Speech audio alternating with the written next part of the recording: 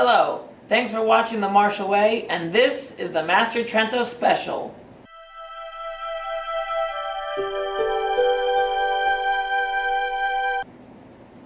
Imagine your entire life being one of war, being a product of war, being adopted from a father who was in war, volunteering to the Special Forces of Israel to train in war, and then dedicating your life to teaching real life fighting when people meet the real dangers of the day-to-day war.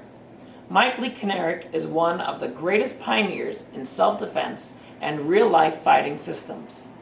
Bringing his experience from fighting on the enemy lines and in areas in Israel that violence was a daily routine, including his several years of full-contact martial arts experience, Mike Lee Knarich is one of the leading world-class hand-to-hand combat instructors of all time. Today we get to hear from the true warrior himself as we go back to his early childhood, being raised from an adopted Jewish family, his life in Israel, his military experience in the Golani Brigade, the foundation of his own system called Haganah, a system that was given the only endorsement of the legendary martial artist and personal mentor of Knarich's, Joe Louis, and hear this founder's future plans for his beloved art and the success that it has had so far to date, even though he says he is the ultimate underdog.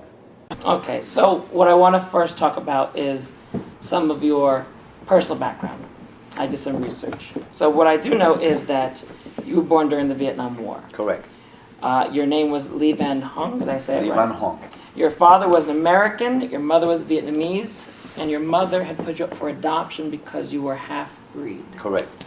What did it mean to her to have a half-breed son? Well, the way it works in the Vietnam War, a lot of the servicemen went to Vietnam and a lot of girls got pregnant. There's about 22,000 children. They call the flower children because it's from the war. And because the Vietnamese culture was very prejudiced against the Americans and the half-breeds, a lot of those young girls, if they would be caught with half-breed children, would get killed and they would kill the child as well. So she gave me out of adoption to save my life. And I was routed by United Nations UNICEF to Thailand, to a refugee camp, and from there I was shipped to Belgium for adoption. So. And a Jewish family in Belgium? A Jewish family, actually in Antwerp first. I lived in Antwerp for the first 2 years, and then we moved to Brussels. Ah. So a Jewish family adopted me in Belgium. I was raised in Belgium till I was 10 years old, in a very aristocrat type of family. My mother spoke 9 languages, and she was an interpreter for embassies and stuff like that. So in my house, there will be a lot of politicians coming in, and it was very very aristocrat. My childhood was an awesome childhood in Belgium, very cultural. My father as well, he spoke 8 languages. I'm actually almost like the idiot of the family. I only speak 6 languages. Only 6 languages. Only 6. So I was always made fun of. He only speaks 6 languages. But that's where I was adopted there and raised in Belgium. And at 10 years old, I moved to Israel, and then my entire life changed. Yes. Let me ask you, when you were adopted, you were malnourished. Is that true? Correct. When I was adopted, when I came from Vietnam, I was totally malnourished. They didn't know if I was going to make it. I had malaria. They put me at the hospital. What happened is 3 children got shipped from the refugee camp for adoption. 1 child died on his way. When my parents got to the airport to pick me up from the UNICEF people for adoption, they told my father, you want to look at the child before you actually sign the adoption papers, you might not want to take him. And my father, the reason why he adopted me is when he was in Austria during the Holocaust, he was hidden by nuns when he was a child to save his life. So wow. At the end of when he left the nun house, he asked, how can I ever repay you? You saved my life. And the head nun said, one day save a child like we saved you. And that's how you do wow, the repay. Wow, he remember that all those years. So my father, my older brother, and my older sister are the biological children of my parents. It's not like a lot of people adopt because they can't have children. Right. My father wanted to, he remembered what the nun said. So when they told him at the airport, you want to look at the child, we're not sure if you're going to take it because I had like, the skin was bad, this and that, and he said, I'll take the child no matter what. The minute they got me from UNICEF, he had to fly to the hospital because I might have not made it. I was in the hospital for 3 months in a bubble. Wow. So because they figured out if I would get any sickness, I was so weak I wouldn't make it. So that's how my life started. I started as the underdog, the ultimate underdog. The ultimate underdog. The ultimate underdog. That they raised you Jewish? They raised me Jewish. Are you still Jewish? I'm not Jewish. I'm Christian. You are Christian. That's a very technical question you're asking because I was raised Jewish in Belgium. When they adopted me, they gave me a brit. Then I moved to Israel when I was 10. Right. In Belgium, when my father adopted me, he went to the rabbi in Brussels and he says, okay, I've just adopted this child from the Vietnam War, how we make him Jewish? The rabbi in Belgium said, we give him a brit, you raise him in Jewish tradition, when he's 13 you give him a bar mitzvah and he's Jewish. So my father followed those directions, but we moved from Belgium to Israel. And in Israel, it's a completely different ballgame. They're much more strict. So my father didn't think much of it. At 13 years old, I did my bar mitzvah, and we thought I was Jewish. At 16 years old in Israel, you have to go get your Teudat Zehut. Teudat Zehut in Hebrew is your ID card from the minister of, like where you register. The head rabbi or registry. Like your ID. Right. That's how you get your social security card and your driver license. So I went there and they said, okay, where's your birth certificate? My birth certificate is in Vietnamese. And it has the name of my mother and my Vietnamese name. So in Israel, the minister said, you're not Jewish. And from that moment, I wasn't Jewish. So it was kind of like a shock. Okay. It was kind of like a shock because they raised me Jewish. My father survived the Holocaust. And then the rabbis in Israel said, if you want to be Jewish, you have to convert. And it'll take about a process of 3 years being in the temple, blah, blah, blah. And my parents were not that religious, and they said, listen, we raise you the way you are, we leave it like that. So, but technically, from that moment on, I was no longer Jewish. And what happened is, in my Teudat Zehut, in my ID card in Israel, all the Israelis have as their nationality Jewish. I, as my nationality, it says Vietnamese. Okay. So from that moment on a technical level, I was not equal to everybody. So that played a big role why I ended up in America. So, Really? yeah, and it played a big role. So your parents weren't that religious, but did you have a strong faith in God yourself? I believe in God. I think there's one God for everybody. I'm not religious, but I believe there's a power up there. I'm myself a Christian now. My wife is Catholic. My children are raised Catholic. I love God. I think God is the greatest thing on the planet. But I don't get into religion because a lot of my friends, a lot of my family, they're Jewish. You know, my wife is Catholic. I love her to death. She's the love of my life. So I don't get into religion. Right, very good. Now let's talk about your father for a moment. He wanted to return to Israel as part of is it Aliyah? Is that what Aliyah. Aliyah. Aliyah means, the word Aliyah in Hebrew means going up. Okay. So the way it works with Jewish people, they're either in Israel or either they're in the Gola. Gola means you're outside of Israel. When you go back to Israel, it's called you're going back up to Israel. So it's called Aliyah. The way it works with Aliyah also, every Jewish person in the entire world is automatically an Israeli the day they get to Israel. There's no visas. There's no immigration. If you prove that you're Jewish, you are called the Oleh Hadash. Oleh Hadash means a new upper. And if you don't know the language, they'll put you in an ulpan. They'll teach you the Hebrew, the language. But from that moment, Israel's nationality is Jewish. In other words, if you're Jewish, automatically you're Israeli. So that's what he was looking for when he was going back. He was my father is a Holocaust survivor. He fought the Nazis, and he went to fight for the liberation of Israel in 1948 when Israel was announced as a state, and he was part of the Haganah, and that's why my system is called Haganah. He was in the Palmach. The Palmach is the Plugat Mechetz. Plugat Mechetz means the strike force. It is the predecessor and the prerequisite to all Israeli special forces. They were partisan fighters with very small resource, but they were doing stuff behind enemy lines that it's almost, they're almost the legendary fighters of Israel. Also, the Haganah and the Palmach, when my father was part of that war, when they fought for the independence of Israel in 1948. The Arab-Israeli war. The Arab-Israeli. But when the United Nations announced that Israel was a recognized state, all the Arabs in the region attacked Israel. All of them at once. Okay, they didn't want that to happen, blah, blah, blah. Before Israel, in 1948, was announced as Israel, it was British mandate Palestine. So as soon as Israel was announced, all the Arabs attacked, and they had to fight.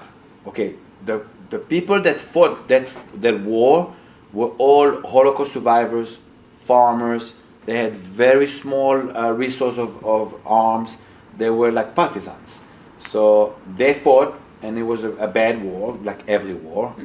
I'm sure you're going to have questions about war in a little bit. You know. So war is not fun. So my father fought that war and was part of that war, but he went back to Europe. He did not stay in Israel. His entire stay in Europe after he left Israel, now that I'm an adult and I can see that, I didn't see that as a child, I can say clearly he wanted to always go back to Israel. When my father got older, he said, all right, we're moving to Israel because he wanted to finish his life in Israel. As soon as we moved to Israel, my father worked for the IDF for the rest of his life. He worked first in the Sinai Peninsula, but then we gave it back to Egypt through the peace process with Sadat, Begin, and Carter. Exactly. So we gave back Sinai, and he was working for the Air Force in the Sinai Peninsula, so they moved him to Tel Nov. Tel Nov is close to Rehovot, which is in the suburb of Tel Aviv, and he finished his life working. Until his last day of his life, he worked for the IDF. My father was a very, very Zionist individual, very patriotic. He fought both the Nazis and the Arabs. He's a different generation. He's like definitely like, for an example, when I turned 13, my father woke me up at 5 o'clock in the morning. I go, why are we up? He goes, don't ask questions, sit in the kitchen. I'm sitting in the kitchen at 5 o'clock in the morning. He's reading his newspaper, we're not talking, and I'm like, okay, this is retarded. Why are we doing this? I want to go back to sleep. And from that moment on, I was up at 5 o'clock. And when I joined the IDF, the wake-up time is 5 o'clock. The first time I got a chance to call my father, I say, thank you. And he goes, for what? I'm like, well, now I get it, why you made me wake up at 5 o'clock in the morning since I'm 13 years old. And he goes, you're welcome, now you have an advantage. So my father is very, is in his own way. Yeah, he's very, like, at 5-year-old, he sat me down in the kitchen. It was always in the kitchen. Everything in my house with my parents. I had a great childhood. I never felt adopted. I always felt loved. They were family, no matter. Oh my God, my mom is. I always tell my wife, there's 3 women in my life: the mom that gave me birth, that I never know, the mom that raised me, and you. And I put her, in that category. But I loved my mom. It was unbelievable. So at 5 years old, in the kitchen again, because everything was in the kitchen, he said, "All right, now you learn chess." I was only 5 years old. And I'm like, this is very confusing. And he goes, it doesn't matter if it's confusing. You're going to start now. And I say, and why is that? And he goes, because you have to learn that in life, every move you make has consequences. Wow. I was 5 years old. What a way to learn and I learned chess starting at 5 years old. That's unbelievable. Yeah. And then, at 10 years old, he switched it to backgammon. And he brought a backgammon out, and you're talking, I remember sitting with my father for hours in the kitchen, either playing chess when I was younger, or playing backgammon when I was a little bit older. And I go, and why we switching from chess to backgammon? Why is this? And he goes, because you have to learn that in life there's such thing as luck. Because backgammon is with dices. And he goes, if you cannot manage luck, luck will manage you. And my father was a very, very special person. Very wise. Yeah, I loved him. He's great. He taught me a lot. Many more we will be fighting. Did your father talk about his experience in the Haganah with you as you were growing up? Not that much. My father never spoke of the Holocaust. Never spoke of the Holocaust. My father could not sleep in the dark. There always had to be a light in the corridor. If it was complete darkness, he would have nightmares. And it was from the Nazis, from his time in the Holocaust. So he never talked about that. My father never talked about Haganah until I almost went into the army. When I was getting closer to go to the army, which was a whole ordeal in Israel to begin with, the army didn't want me. The IDF did not want me. So there's like, remember I told you with the Jewish thing? Right. Every 18-year-old boy in Israel has mandatory service. Because I was not Jewish, I did not get called for mandatory service. But you volunteered. I volunteered because in Israel, number one, I wanted to fight. I believe I belonged in Israel. I absolutely love Israel, even though America today is my home and my family's here. And I feel like America adopted me. You know, as I'm saying, so I am very happy in America. I'm very fulfilled. I'm very successful. My family is everything I have in America. My wife, my kids, my in-laws. I'm really happy here. You know what I'm saying? But at that time, I felt like I'm Israeli and I need to fight. Also in Israel, when you don't go to the army, you look upon like, what's wrong with you? Why are you not in the army? So were you afraid of people looking at you like that if you weren't? I wasn't afraid of people looking like that, but that's what happens in Israel. If in Israel, if you don't go to the army, you're either a criminal or you have a mental issue. I remember one thing you said, I heard you say, you know, in this country, people strive to go to the NBA or Hollywood. In Israel, it's about special forces. Absolutely, absolutely.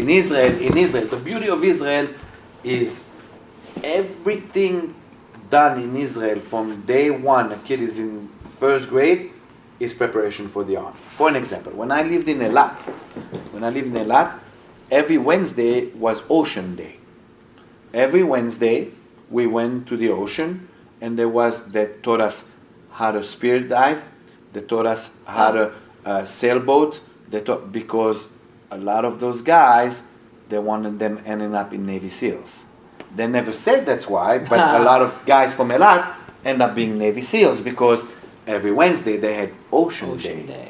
Okay, so and you have the Krav Maga in the school systems.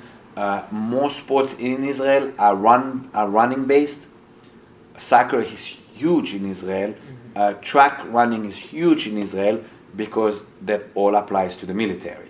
So, like a lot of people, there's a lot of people who, American Jewish kids, 18, they go to Israel to volunteer to be in the Israel Army. They always ask me, what should I do? I said, start running, run. So Forrest Gump, run. All right, because if not, you're not going to pass the trials. Like how you just said. Right. Here, everybody wants to be in the NBA. They want to be a sport like Star celebrity. Or something, yes. In Israel, it's all about the tryouts to special forces and what unit you're going to be. In Israel, when you get drafted by the army, you're gone for like 2-3 months, okay? And nobody knows where you are in your hometown.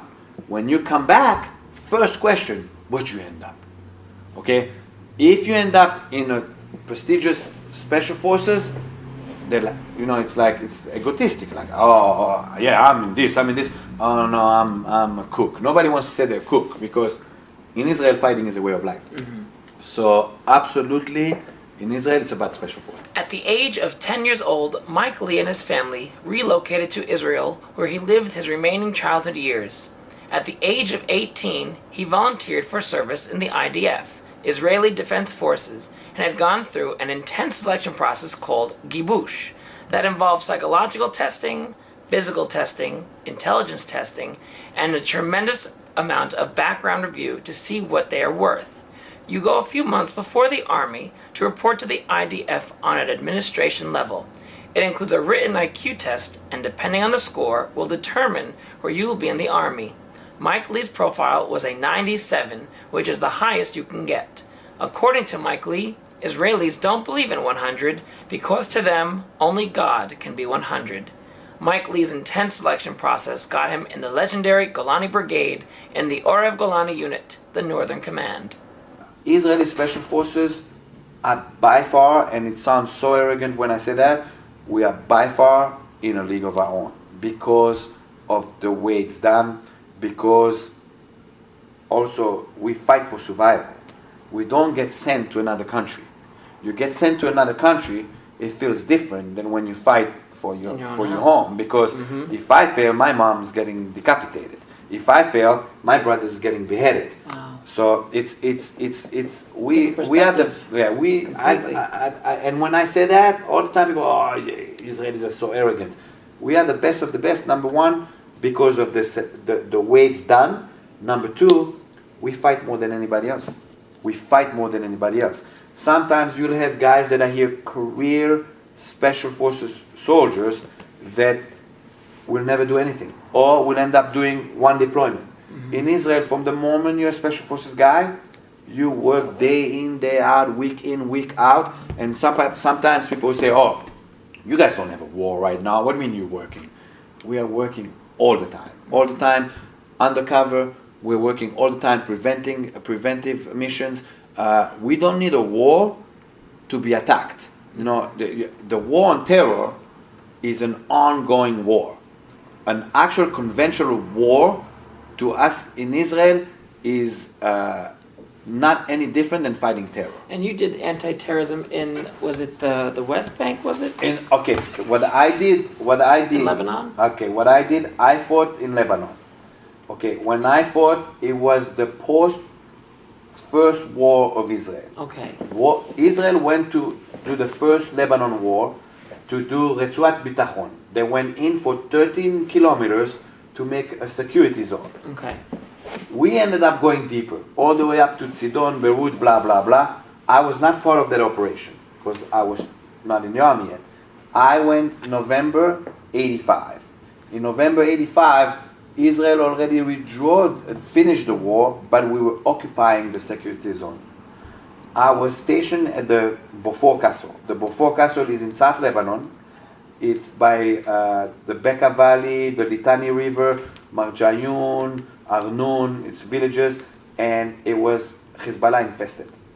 Okay, when Israel went into Lebanon, originally was to fight PLO, which is the Palestinian League of blah blah blah, and they were shooting rockets into North Israel. So we went in to take care of that, almost like the Gaza war that we just had now.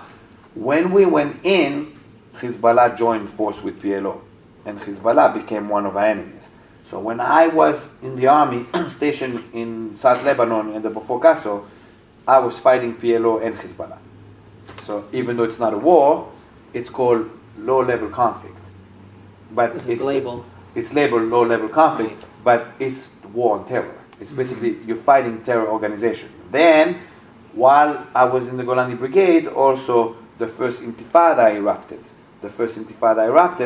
They took us to the West Bank, and what I did at the West Bank is they took my team and broke us into Chuliot.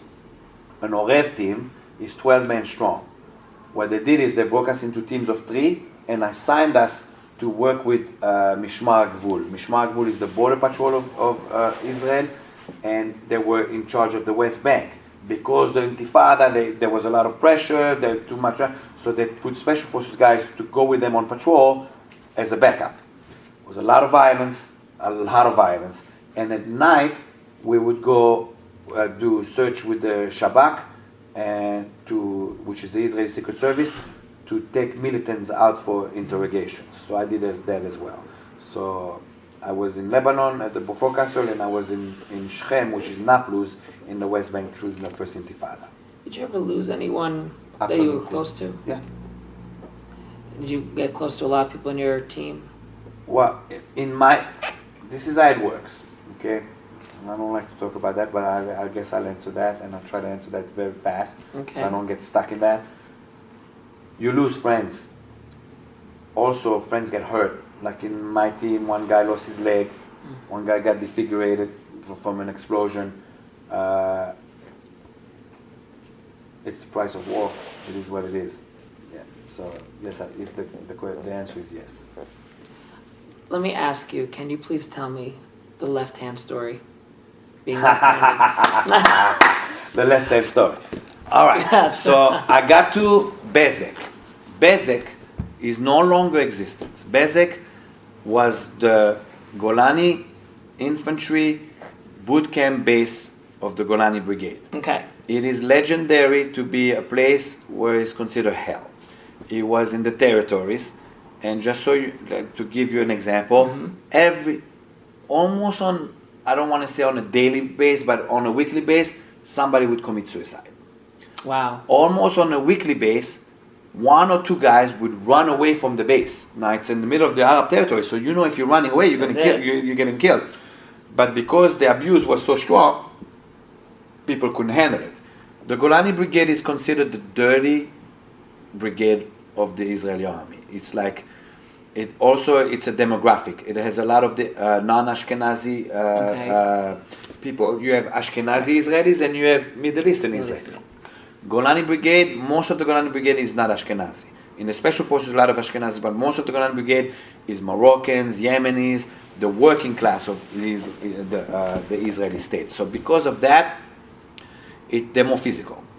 Okay, so in Bezek, there's a gibush. When you get to Golani, you have to do the gibush, which is when you're going into the Israeli in the Special Forces or Golani. Right. Okay, so the gibush in Bezek in my time was 2 days, and they make you run a 2-kilometer run. On that, I finished first, and they make you do all kinds of blah blah blah crazy things. And in the beginning of the gibush, there was about 300 guys. At the end of the gibush, they can only take 24 guys. 24 out of 300. No. 24 guys multiplied 3. There's 3 special forces. Okay. There's 3 special forces. That's right. There's Sayeret, Orev, and Khan. But when you do the gibush in Golani, you don't know in which special forces you're going to end up. Because what happens is the officers are looking at you, and you have a number on your back, and they check what they like and what they don't like. So as you do your tryouts, maybe only one of the special forces guys will like you. Okay, so for those 3 days, for those 2 days, for those 3 units, people are competing. I would say within the first hour, half of the people already quit. Wow. Quit in the first hour because they bring you to a point of exhaustion and people just give up. Okay, at the end of the second day, okay, there was too many people left. Because they can do 24. Those 24 in my time would go as pluga.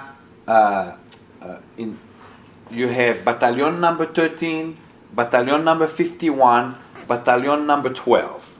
I was in battalion number 13. It's called Gidon Battalion, which is on the biblical prophet Gidon. Okay, then you have battalion number 12 is battalion Barak, is the lightning bolt of the Golani Brigade, and battalion number 51, Bokeh Rishon, is the first breachers. Okay, each special forces, those 24, gets attached to one battalion for 6 months. At the end of the 6 months, you have to be the top 12 to go to special forces. The other 12 gets deleted into that battalion. Okay, but first you got to have the spot, one of those 24. So you got 72 spots out of 300. There was too many guys. Guys didn't give up. Okay, so they said one of the guys was there. His name was Shuki. He ended up being my sergeant in my team. He was a sadistic bastard, but I ended up loving him. He said to the officers, I got an idea. Just make them pair up. So they made each other pair up, and they said, last one standing gets a spot. I'm like, that's just great. I did martial arts all my life. I love fighting. I've always loved fighting. I always had a fascination with fighting from very young age. And that's because they told me I was adopted, I was Asian, Bruce Lee, the whole nine, right? So I said, oh, great. I, at that time, was a brown belt because in Israel they won't give you a black belt at the young age. So most black belts in Israel, they get the black belts after the army. Okay. When they come back. Okay. So I was a brown belt in Kyokushin karate. Kyokushin karate is Masoyama karate, is leg kicks, the whole 9 yards, it's rough, blah blah blah. So I'm like, I got this. I wanted my spot so bad, all techniques went down the drain. I jumped on him like a monkey. He fell down. I took a rock. I was gonna smash his face. 3 guys jumped on me, said, "Hey, Matose, what are you doing?" I'm like, "I just won my spot."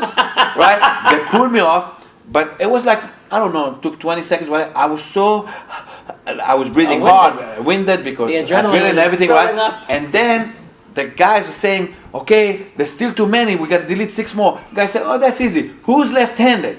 I was so tired. I was about to raise my hand. 2 guys raised their left hand and said, "We don't want you. We only want right-handed." I'm like, and from that moment on, I became a right-handed. And it's funny because in boot camp, I was a horrible marksman. Because I said I was right-handed. So I couldn't get the units to start being left, and they would say, "Hey, you lied." Right. So I taught myself everything on the right hand, but I was horrible at it. Because I'm left eye dominant. Oh. Because I'm left-handed. So you had to just but now I'm shooting as a right-handed with left eye dominant. That's not the best thing to have. But you made it work, though. I made it work. Mike Lee Kinerik recalls the historic time when Menachem Begin and Anwar Sadat had sat down for peace talks in the Arab-Israeli world and lived in the south of the Red Sea. He says it was not great times after giving back Sinai, and many Israelis were divided in the sense that they had to give up in order to acquire peace. However, people were excited to having peace with an Arab country, but it came at a price. When asked if he thought peace was attainable, he answered that he never thinks it will happen because many of the Arab countries want Israel dead and gone. He says, unless you have lived there, it is very hard to explain the culture there. Every family has a member who died from war. War affects everybody. Every family, I don't care what family you are, what city you are, somebody died in a war. There are families that 2 brothers died in a war.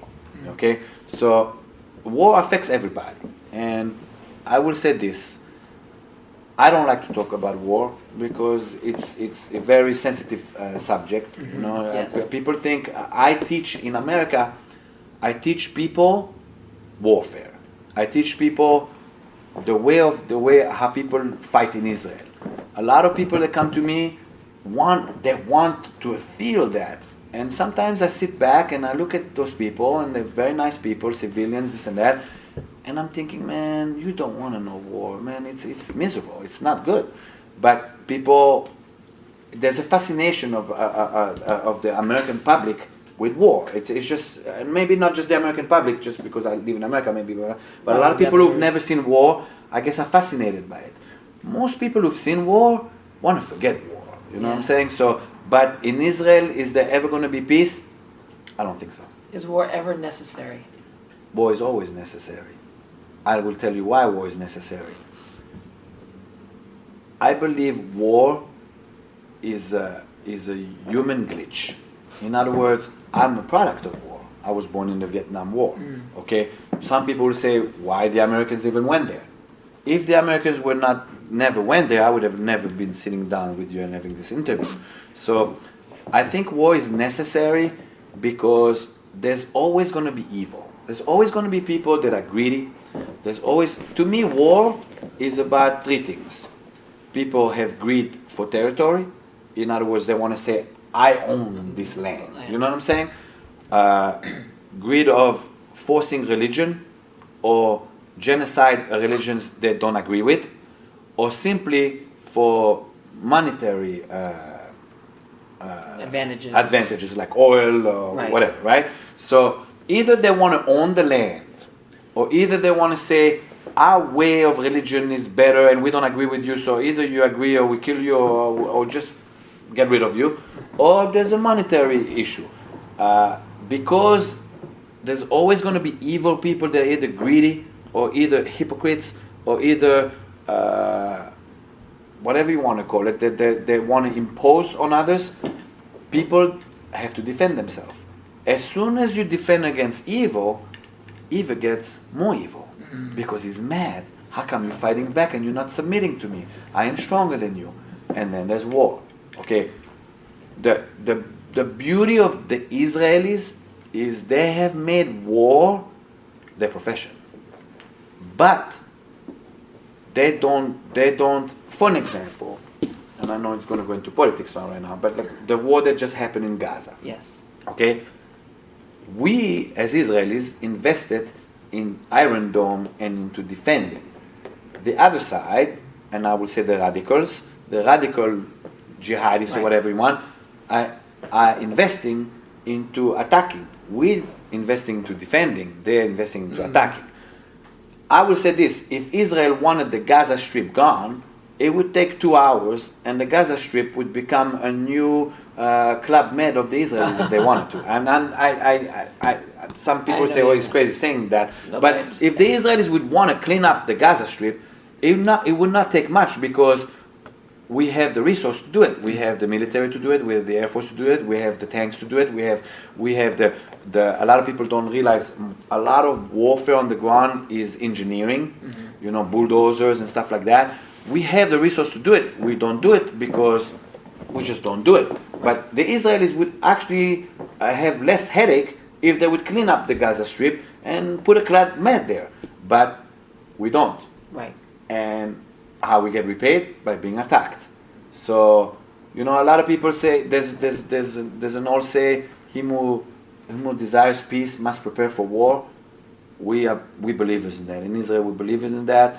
Like, we want peace, but we will fight for that peace. And a lot of people don't fight for peace. And when you don't fight for peace, that's even worse. So I don't think there'll ever be peace, not in the near future. Especially what's happening now today in the world, you know, the radical Arabs are getting more and more momentum. They believe they need to invade, and until they don't believe. Mike Lee's goal when finishing his time in Special Forces was to become an officer and commander of the Golani Brigade. However, he ran into what he calls doorstopper circumstances. Because of the prejudices of not being a, quote, real Jewish person, he was limited to moving forward with his dream. He says if it was up to him, he would have never left Israel and became a career officer. He was in the hardest, most physical of the special forces of the Golani Brigade. That was very high profiled, and even after proving himself, people of lesser ability were moving up, and he no longer wanted to be a part of it. He felt it was a slap in his face. So instead, he left to find newer opportunities in the United States after taking insult to the prejudices of his home. It was there that he met his personal mentor, the legendary Joe Louis.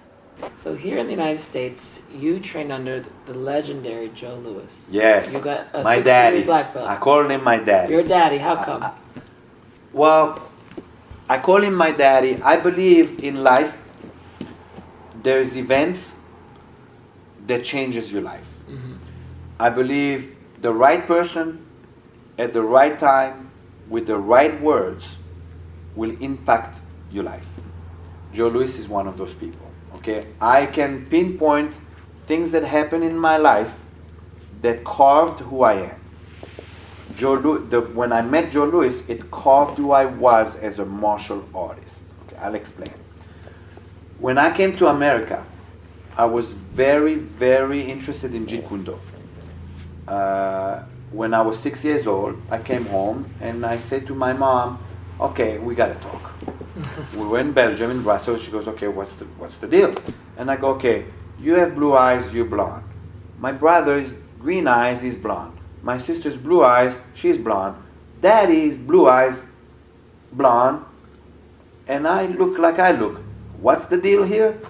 So my mom looked at my father and says, all right, I think it's time to tell you. And they told me, they sat me down, they said, okay, you know, you came from the war, blah, blah, blah. And I'm 6 years old, kids don't understand, you know. I go, what? Vietnamese? What do you mean I'm Vietnamese? What is Vietnamese? My father said, you know, Asian, like Chinese. I go, I'm Chinese? Right? And he goes, well, and my father said, you know, like that guy on TV, Bruce Lee. That's it. I was like, I'm Well, Bruce that Lee. makes sense, I said, right? I'm Bruce Lee. He goes, well, kind of. And that was it. And what happened is, because my parents say I'm half American, half Asian, I looked at who is the top of the food chain in martial arts. And at that time, Joe Louis was the world champion. So when I was a little boy in Belgium, in my room, there was a flying psychic poster of Joe Louis, and there was Bruce Lee standing with the 3 cuts from Enter the Dragon. And I used to look at them, and I said, oh, I'm half this, half that. So when I came to America, I sought out Jeet Kune Do. In the process of seeking out Jeet Kune Do, I trained with Ted Wong, who was the training partner of Bruce Lee. I trained with a lot of people, but Joe Louis never wanted to teach Jeet Kune Do because he was doing his own thing, kickboxing, American full contact karate, blah, blah, blah. And then in 1993, Jerry Beasley made a camp and called it Original Jeet Kune Do Camp. And Joe Louis taught at that camp. Taki Kimura was supposed to come, he did not come. Howard, I don't remember his first. Howard, one of Bruce Lee's first students, and Ted Wong were part of the thing. I said, I got to go to this. At that time, I had a Taekwondo school in Florida, but I went to that camp. When I got to that camp, Ted Wong taught footwork. Howard John, don't quote me on the name. Okay. The guy was named Howard, right? And he taught some session. Taki Kimura didn't show up, and Joe Louis was teaching his kickboxing. Okay. At the beginning of the camp, Joe Louis said, I will give a chance for people to spar me at the end of this camp as an evaluation, blah, blah, blah. At that time, Joe Louis was 50 years old, I was 24 years old. People start putting their names on the list that they wanted to spar Joe Louis because people wanted to say, I spar Joe Louis. Okay. At the beginning of the camp, there was about 60 names on that list. I was about number 50, I don't remember, right? And I'm like thinking, I'm looking at the list, I'm thinking, I'm never going to spar this guy. There's no way he's going to spar 50 people. Joe Louis starts teaching throughout the weekend. People see his strength, his speed, his explosiveness. People start marking their name off the list. Okay? And all of a sudden I was saying, I'm in the 30s, maybe it's going to happen. On the 3rd day of the camp, the list disappeared. I guess some guy didn't want to take off his name and just rip the list. Okay? So Joe shows up for the sparring evaluation. And he starts gearing up. And he goes, okay, who? And there's only 7 guys who ended up doing. The first guy, I don't know who he was. He was, and I'm not saying this, I'm just describing him, I'm not saying this in a racist way. It was this black guy, 6'1", all muscular. I mean, the guy was like in his mid-20s, wannabe kickboxing champion, blah, blah, blah. Got an education quick. Jerry Beasley says to Joe, you sure about this, Joe? I mean, look at that, you're 50 years old. And he goes, no, it's okay, right? So he's the first one. Joe knocked him out, I don't know, I want to say 20 seconds. Ba, ba, ba, ba, ba, boom! The guy went down like a tree. And he goes, who's next? I'm like, me? I come out. I didn't have boxing gloves on. I had Jeet Kune Do gloves, those finger-free gloves like in Enter the Dragon. Because I had a Taekwondo macho headgear, the formal macho headgear, and a tank top. And I'm thinking, I'm that half Asian guy. I'm going to show him how it's done, right? I got a beating of a lifetime.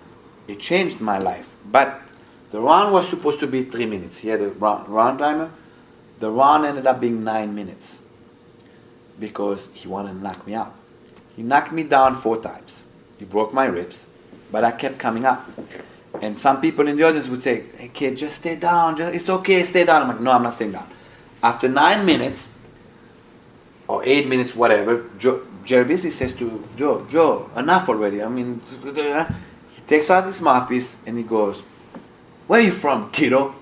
He didn't know me at the time. And I go, I'm from Israel. He goes, no wonder you're that tough. And he said, just like that, he goes, you gotta move, man. You can't move worth a shit. And then he said, the third guy, Third guy knocked him out too. Fourth guy was a guy named Russell. He did good as well, and he ended up like me and him ended up being friends, and that's how I started. That's how I met Joe Louis. After the camp, after the sparring evaluation, we're all in the cafeteria because Jerry Beasley runs his camp at the Radford University, so everybody eats at the same time. So he called me up. Joe says, "Come here, where are you from?" You say, "From Israel." And he says to me, "I hear you guys are a really tough guy." He says, he gave me an advice. He says to me, what martial arts you do? And I said, well, I do Taekwondo and I do Jeet Kune Do and I do the Wing Chun. And he goes, that's all garbage. Sign up in a boxing gym. When you go back home, sign up in a boxing gym. And I started boxing, and from that moment on, I came home. At the time I had Camaro. I sold my Camaro. And I put money in the bank to go train with Joe Louis. And I followed him everywhere he went for about 12 years. I mean, I followed him and this and that. I ended up being with Joe Louis. I was his student 18 years until he passed away. I consider him my father. I really consider him my father. I love him to death. He taught me everything I know about sparring on a functional level. Him himself was a Marine, so because military backgrounds, we saw eye to eye. Well. He's the first one who saw value in me. He told people, Israeli martial art, check out Mike Lickenberg. So he's the first one who believed in me before Israeli martial arts was big. You know what I'm saying? He said to people, one day Mike is going to be big in this country. So he saw the future. You know what I'm saying? I love him because he's real. I love him because he was old school. You know what I'm saying? I was very, very close to him, and I consider me being his student 18 years one of the biggest treasures I've ever had in my life, for sure. I don't want to say this wrong. Isardut. Thank you. Isardut. You knew exactly something. Isardut is, in Hebrew, Isardut means survival. Isardut in Israel is more of a fighting system than Krav Maga. Krav Maga is a self-defense program. Okay. Krav Maga is a belt-to-belt self-defense program where you learn techniques how to defend against stick, knife, gun. It's very, very good, but it's defensive. Isardut is the fighting style of Israel. It's Kyokushin mixed with Judo. Okay. It's the founder of Isardut, which I've never trained with the founder of Isardut. I've trained with people second generation. The founder of Isardut is a black belt in Kyokushin under Masoyama and a black belt in Kodokan Judo under Jikaro Kano. He lived in Japan for, I believe, don't quote me on that, for a decade. So he brought it to Israel. It's all based on kumite. There's no forms. It's all fighting. Fighting only. It's bare knuckle fighting. It's Masoyama, Kyokushin. So it's very tough. So it's called Isardut means survival. So that's what Isardut is. I have a fourth dan in it. And Moti Orenstein is the world champion. He's the guy who was with me on Deadliest Warrior. Okay. So I'm a fourth dan in Isardut. I'm a first dan in Krav Maga. I'm a first dan in Judo. I'm a fourth dan in Taekwondo. And I'm a sixth dan in Joe Louis Fighting Systems. And I'm a brown belt in Brazilian Jiu-Jitsu. When Joe Louis passed away is when I made a personal decision that I will not continue ranking in any other style ever again, out of respect to Joe Louis, because I hold my sixth dan in Joe Louis Fighting System as my most treasured rank. So that's why I will never get my black belt in Jiu-Jitsu, in Brazilian Jiu-Jitsu, because it's a tribute to Joe Louis. I will not seek more rank in other style after he passed away. So but that was a personal decision. A lot of my Brazilian Jiu-Jitsu instructor is not happy with it. He wants me to go for my black belt. He said, you're supposed to be a black belt. But it's a personal decision I made.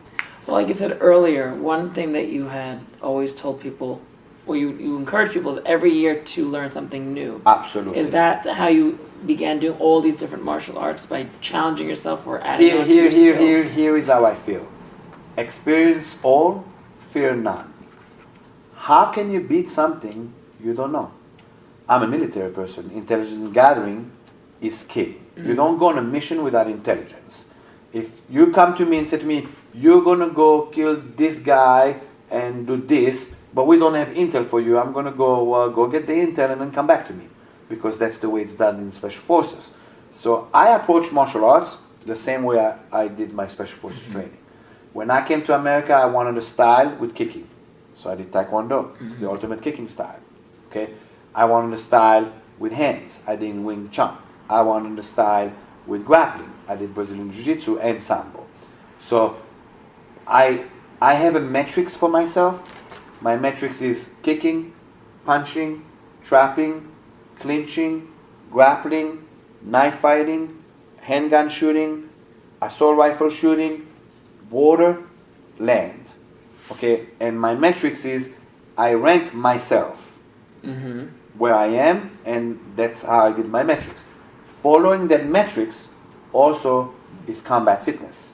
I believe you have to be combat fit as a prerequisite to anything. You have people who learn martial arts, technical skills, blah, blah, blah.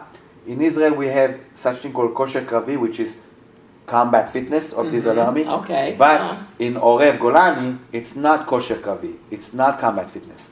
It's kosher sibolet. Is suffering. Kosher sibolet means your ability to go through suffering. And we say, because we're heavy weaponry, Right. it's called kosher sibolet. And in Israel we say, in Orev we say, you can fake toughness. You can fake almost everything. Can fake toughness. So in that, I explore outside of what I do. I will do things that are completely not what I do, and just to keep self-improving myself. So you would find it arrogant for someone to say, well, it sounds like you're a jack of all trades but master of none. Would you find that arrogant? I hope I'm a jack of all trades, because if I'm a jack of all trades, I know what you have, I know what he has, I know what they have, and I can deal with it. Because if I'm a master of only one thing, I can only be the king of that one thing. I want to be able to adapt and camouflage everywhere I go. Do you believe in specialization at all? Absolutely. My personal specialization in martial art is Muay Thai and kickboxing, by far. By far, I tell people all the time, my profession is Israeli combative methodologies, and I don't even call it Israeli martial arts, because the shooting involved, assault rifles. So my profession is Israeli combative methodologies. When a unit in America hires me to do a contract, it's not for my martial arts, it's for my military and tactical way of teaching. My passion is Muay Thai and kickboxing. I love Muay Thai, I love kickboxing, I would do it every day, all day, until I die. So on a martial art level, Muay Thai and kickboxing is my specialization. On a tactical Israel combative methodology, knife fighting is mine. A lot of people come to me for knife fighting. I mean, you're talking Marine Raiders, Recons, all those special forces, they want to know how I fight with knives because it's a specialization. So yes, I believe in specialization, but I also believe in generalization. I'll explain. How can you be specifically strong if you're not generally strong? You have to have a base. The base is the jack of all trade. When people tell me I'm a jack of all trade, I say thank you. I work very hard to be a jack of all trade, but I have a specialization. So that's basically how I see it. I have a philosophical thing. I remember you saying once, you had amended the old saying, those who can't do teach to those who can't do shouldn't teach.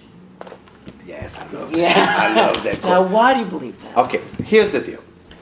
There is, one time I was watching TV and somebody said, those who cannot do teach. And I'm like, that is a crack of shit. Why, if somebody cannot do, should teach that subject? I believe, this is what I believe. I believe you should be able to do, to teach it. Because if you never did something, you don't even know the fiber of the thing. If you don't know the fiber of the thing, how can you teach it to somebody else? If I have never experienced something, how can I give that experience to somebody else? So I believe only those who can do should teach. But how is it that there are some coaches who've never done something but can make tremendous athletes or great fighters, even if they haven't done it? Okay, now That's a great. I like that question a lot. And, we could spend 3 hours on this. Okay. In the sport world, absolutely. In the combat world, absolutely not. There's a difference. Absolutely, there's a difference. Because if somebody has never felt, okay, sport. I'll give you an example. Sport.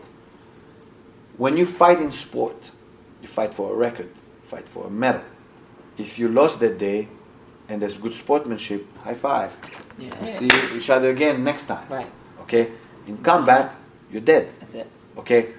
If I'm going to teach a guy survival techniques, and I'm going to tell him, if you do this, this will save your life, I have to have done before. That's what I believe. I truly believe that.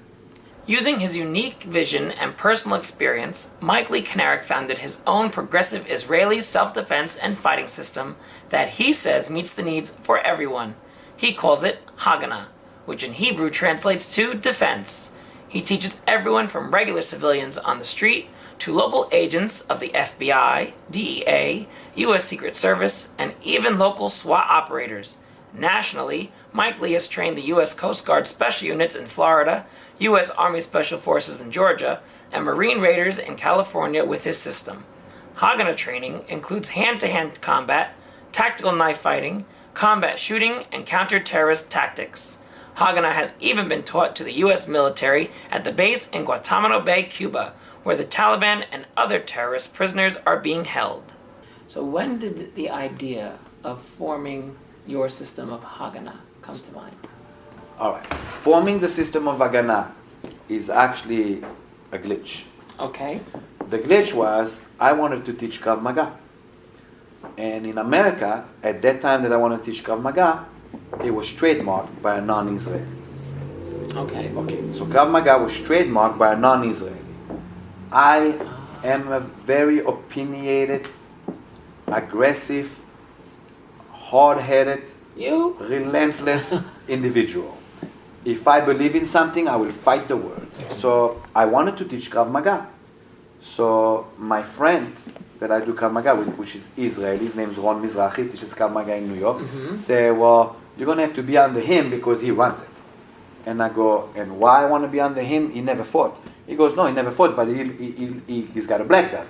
And that's what I said. I said, wait a minute. He's going to tell me I cannot teach an Israeli system while he's never fought himself, but because he got the rank, he trademarked it, now I can teach Krav Maga? Screw that, I'm going to do my own thing.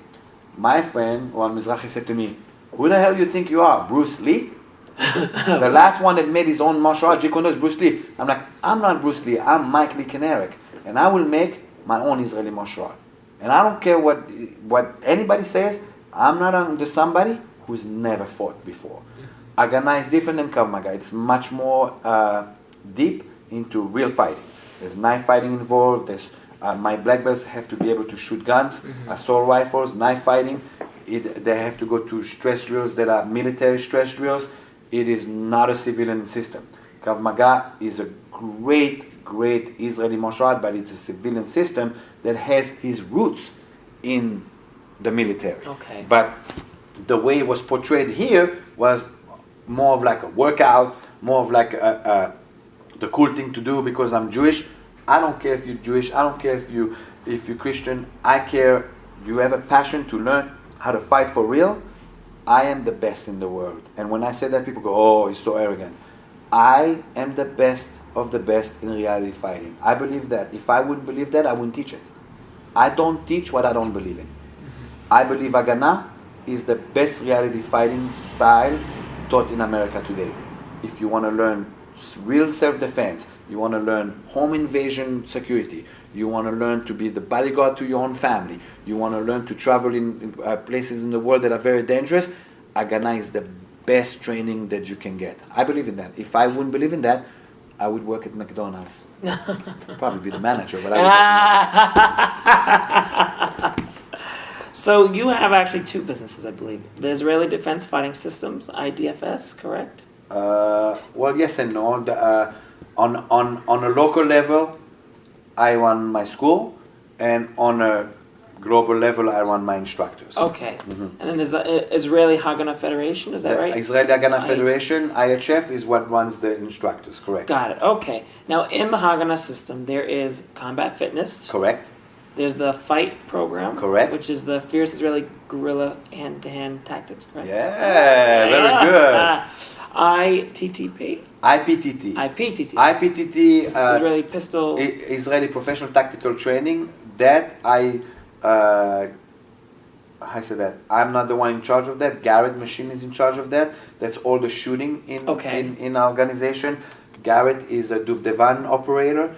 He comes out of a counter-terrorist unit in Israel. He's a younger operator than me.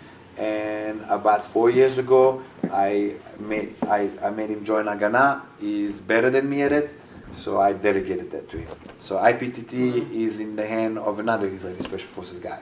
He's a great guy. His name is Garrett Machine. Excellent. And it is ITK. ITK is Israeli Tactical Night That's your Fighter. forte. Yes, that is my forte. And ground survival? Ground survival, yes. And ground survival, the way we address ground survival is not submission, is what if the fight ends up on the ground, how to make enough damage to get back up on our feet. It's a soldier program, it is not a sport program. Can anyone learn Haganah? Absolutely. What makes it different? What makes it that anyone can learn it? It makes a difference because Haganah, here's the deal. I believe everybody has the right to defend themselves. Okay? I don't care if you're athletic or not athletic. The bad guy, criminal, is not going to go, oh, let me attack only the athletic guys. Most guys that look like world champions in kickboxing or MMA never get attacked because they're jacked up on muscles, and the bad guy's going to go, I'm going to get my ass whooped. Okay, so on a self-defense level, everybody can learn Haganah. Now, that's not to say that everybody can become a black belt in Haganah. Two different things, two different ideologies, yes. So yes, everybody can learn Haganah. I'm very proud that Haganah has grown a lot, and there's people all over the country learning Haganah for self-defense. So the answer is yes, anybody can learn Haganah. The difference between Haganah and other martial arts, we are not a martial art. In Haganah, there's only one belt, it's black belt. In my school, there's no, you're either a black belt or either you're a student. There's no in between, there's no white, yellow, orange, this and that. Some of my schools nationwide have step by step to give students goals, intermediate, advanced, but that's for student retention and for shorter goals. Right. But in my school, there's only either you're black belt or either you're student. Black belt is something people aspire because they give the commitment to it, blah, blah, blah. But at the end of the day, Haganah is different because it's reality fighting. It's not martial art. I don't care how good your form is. I don't care how nice your spin kicks is. I don't care how good your judo throw is. I care, can you poke him in the eye and get out of bad situation in less than 3 seconds because you were taught to have that reflex under pressure. At the end of the day, Haganah is about, are you going to be ready when the shit hits the fan? That's all it is. So that's the big difference. Now you also had another business partner who helped you, Randy Proto. Correct. He passed away. And what was he responsible for? How did he contribute to the Haganah program? Randy came to me as a student, fell in love with the program. He invested in the program because he was a businessman. Randy was responsible for putting together the manuals, the DVDs, the instructor curriculum. He came from a background of education, schools, so he knew how to do that. So he was an instrument in making Haganah from this size to touch more people's lives. So Randy, rest in peace, passed away from cancer a little while ago. We all miss him. He's one of my Haganah black belts. He was a great, great guy. Is it true that he and Joe Louis passed away around the same time? Yes, sir. So what was that like for you? Horrible. When Joe Louis passed away, I cried like a baby. My wife had to help me up. She had to help me physically. My wife's smaller than me, thank God. I wouldn't want to. And shortly after, Randy as well. My mother passed away from cancer a while ago.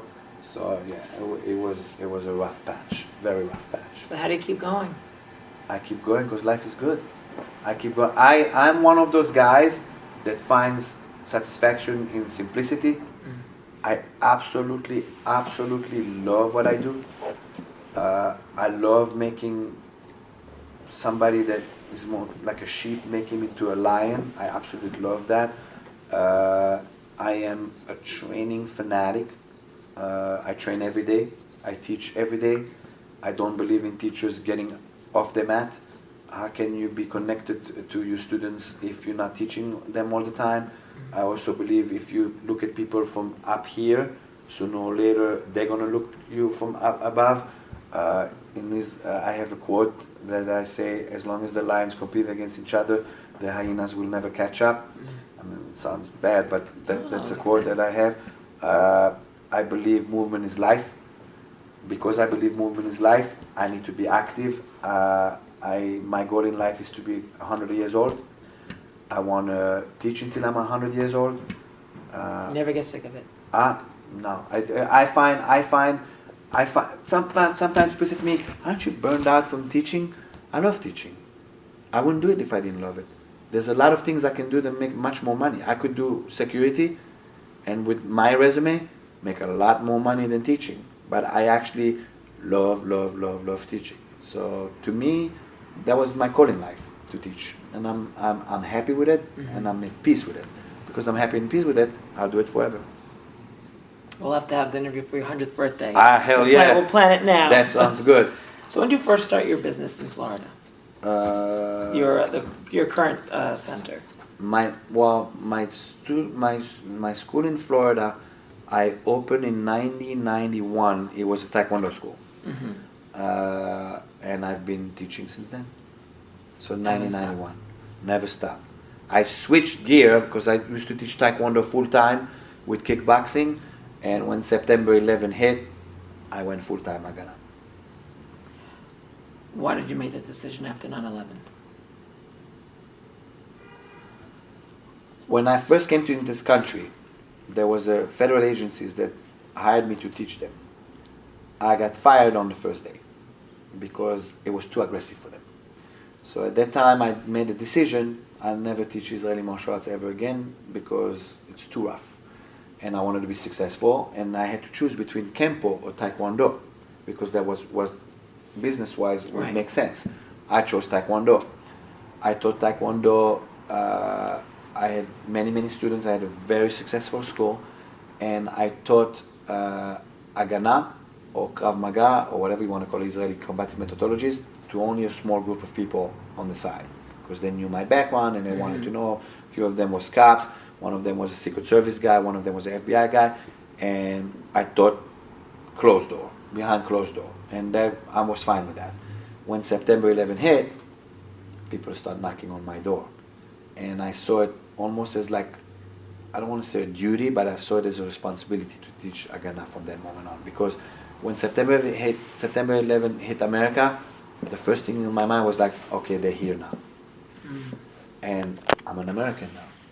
So this is my home now. So to me, teaching Haganah, if I had it my way, and some people are going to be shocked when I say that, I would only teach Muay Thai. Really? Because it's my passion. That's my fire. But I teach Haganah because it's my responsibility. So I see myself as an ambassador to Israeli combative methodologies. Ambassador has a job. So to me, Haganah is a job, and I'm not talking job about money. It's my job it was put upon me as a responsibility. Muay Thai, kickboxing, is my passion. It's different. Now, in 2009, I believe, your business partner, Randy Proto, had filed a lawsuit. There was a lawsuit that went on against, I believe it was another Krav Maga school. Is that correct? It was Randy Proto and Robert Hammock. Okay. Robert Hammock was a guy that was certified with us, and he, how say that? Started an internet campaign to badmouth me, discredit me, blah, blah, blah. Yes, I have actually a quote from the affidavit. It said that the defendant has designed and orchestrated an extensive campaign using the internet to disseminate false, misleading, and disparaging information about the plaintiff in the plaintiff's businesses for the purpose of damaging the plaintiff's professional reputation, driving away the plaintiff's clients and affiliates, and gaining an unfair competitive advantage. Right. So, see, my business partner is much better than me with those words. I'm a much more simple person. God bless you, Randy. So, what it was is, in the beginning, I didn't understand it. I'm like, okay, this guy's attacking my credentials, this and that, saying I was never this, I was never that, and I'm like, whoa, this is almost like ridiculous. And I brushed it off because I thought it was just internet crap. But then we realized it was deeper, and there was a lawsuit. The lawsuit got settled in our favor. He ended up paying a lot of money.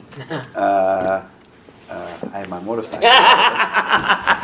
Thank you, Rabbi Hamek. So at the end of the day, I actually, when it happened, it was a pain in the ass, because it kind of was like some people were questioning, is Mike really what he is, blah, blah, blah. I've never lied about what I am. Did the business get hurt at all? Business got hurt, absolutely, but I see life as a book with chapters, and every chapter has a lesson. I'm glad it happened, because it exposed a lot of people that I thought were more honest with me, because when people saw somebody attacking me and believed that maybe there'll be a monetary gain, they went on that camp, and those were guys that were calling me brothers before that. And thank you very much, now I know you're not my brother. So it was a lesson. It was a pain in the butt, but we won, so it's fine. Now, in 2011, you started the Haganah Nucleus, yes. Correct. Why? The Nucleus is my baby. The Nucleus, I started the Nucleus because since we started certifying people in America, we certified hundreds of people. And a lot of people came, got certified, got a piece of paper in the school, and I never saw them again. So I questioned their motive. Right, you said it wasn't the certification process, but what happened afterwards. Yeah, I questioned their motive. Why did you do it? Just for a piece of paper? And also, what I expect out of myself, I expect out of my instructors. I constantly evolve, and I constantly continue my education. I constantly train with younger Israeli Special Forces members to upgrade my training to be as current as it is in Israel. I expect that out of my instructors as well. So a lot of people came and disappeared. So I created the Nucleus to identify those that are committed. And these are Haganah black belts that work with you directly. Correct. And there's about 103. There's about 100 Nucleus members. Not all of them are Haganah black belts. They all strive to become Haganah black belts. Right now, there's about 40 Haganah black belts. Our next conference, there'll be about 15 people that are going to be testing for the black belts. So we'll have about roughly 60 Haganah black belts, yes. Okay. You had said people mistake rank for power. Absolutely. Rank is simply an indicator of your responsibility of level of representation. Absolutely. Rank is nothing. Okay, and I'm saying this, and I'm looking at the camera. Rank is nothing. Okay, rank is nothing if you're not active. Rank is nothing if you don't carry it with dignity. Rank is nothing if all you cared to begin with was rank. I believe leadership is action, not position. If you put your leadership in a position, you should have been a politician, you should not have been a martial artist. Martial art is about action. Can you do what the paper you got 5 years ago on your wall says? Some people get black belts, they get out of shape. So now, you're a black belt on that date, but now you're not a black belt? Right. I detest people like that. I actually detest people like that. I actually detest hypocrisy in martial arts. So to me, rank is a responsibility of carrying what you earned if you want to be an ambassador of that style. Is it true that you are retiring? Yes and no. I am semi-retiring. When I say semi-retiring, the Nucleus was part of that plan. I have systematically identified in the last 4 years who is truly loyal to me, and I will keep my loyalty to those people. Everybody else on a bigger circle will not have availability to me. I will make myself only available to my black belts and to my direct students in my school in Florida, because I want to grow older and happier with my family, and I want to have balance. So, like I said 10 minutes ago, I will never stop teaching. So I'm semi-retiring because some people will not have access to me anymore after You that. have everything in place for it to continue without your hand being involved in everything other than Absolutely. teaching. Absolutely. There's enough people that are strong enough to become my ambassadors. Remember I said I feel yes. myself an ambassador? Now have your own. I will have my own ambassadors. As So- a matter of fact, my next conference, the motto of it is ambassador. Ambassador, Mhm. what will the legacy of the Haganah be? Or the legacy of Mike Lee? The legacy of Mike Lee Kineric will be that more Americans will be able to truly defend themselves. The legacy of Mike Lee Kineric will be that my black belts will carry on other generations of black belts. The legacy of Mike Lee Kineric will be that my direct children and the children of my black belts will truly be able to defend themselves in an evil world, on a really realistic, and I'm not bad-mouthing other martial arts, but you got a kid, he's a black belt in martial art, he's not ready for a real fight. He's a black belt in martial arts, he's not ready for a real fight. The legacy of Mike Lee Kineric will be that he always was true and honest to the goal of Haganah, which is to teach reality fighting. That's the legacy of Mike Lee Kineric and Haganah. Mike Lee Kineric's passion is bringing together the best elements of various practical combat fighting arts as taught by the leading world-class instructors of our time and adding the military-tested elements to it. He teaches them in the most effective way possible to enable all people to come home safe each day, what he calls fast deployment training. Mike Lee continues his passion in teaching what he knows to students at all levels at his center in Davie, Florida, and has 60 locations teaching across the country his Haganah system. For more information on Haganah, you can visit haganah-usa.com or find an instructor near you at haganahnews.com, and you can find an instructor in the Haganah nucleus. Special thanks to Mike Lee Kineric for taking the time to doing this interview, and a special thank you to Sifu Dave Ferreira of Evolutionary Martial Arts in Hackettstown, New Jersey, where we conducted the interview.